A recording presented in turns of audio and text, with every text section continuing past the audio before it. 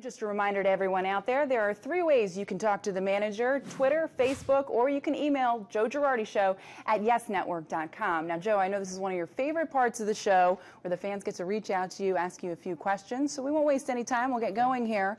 How do you manage a player whose confidence is low without hurting them even more? I think you put them in situations to be successful, and you show them that you trust them. You put them in games, and you say, you know what, I trust you, because eventually they'll get whatever. If they're a pitcher, they'll get their stuff back. If they're a hitter, they'll get their swing back. And you just have to ride out, because this is a tough game, and you're going to fail, and you have to show people you believe in them. We'll move on. Why do relief pitchers routinely pitch from the set position rather than the windup, even when there's no runners on base? Do they not lose an advantage in doing so? No, they do not lose an advantage, and it's only one thing that you have to work on. You don't have to work on both. And when you warm up, a lot of times you come in with runners on base. So it's easier for them just to concentrate on the one motion, and they're more consistent that way.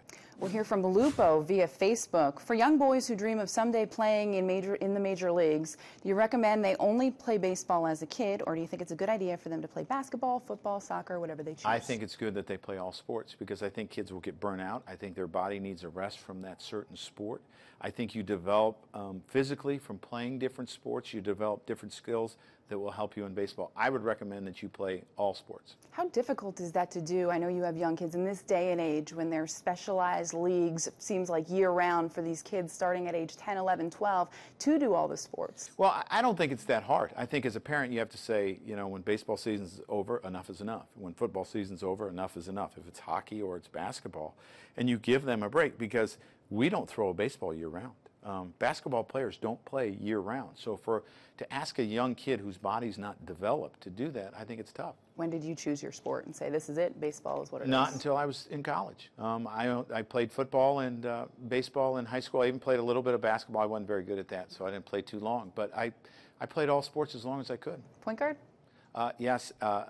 Defense, and a guy that fouled a lot. It happens. Yeah.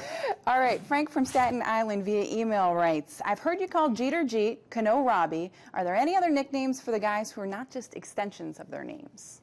Well, I mean, some people call Alex Rod or A-Rod. Not really. I mean, usually it's something that go along with their name that most guys are called. What's the craziest thing anybody ever called you? I was called Boo Boo. You're going to have to explain that one. I don't know how I got the nickname. It was after the Boo Boo on Yogi the Bear. So I don't know, but my friend Grady Hall, who I played with at Northwestern, who played for the White Sox, nicknamed me Boo Boo.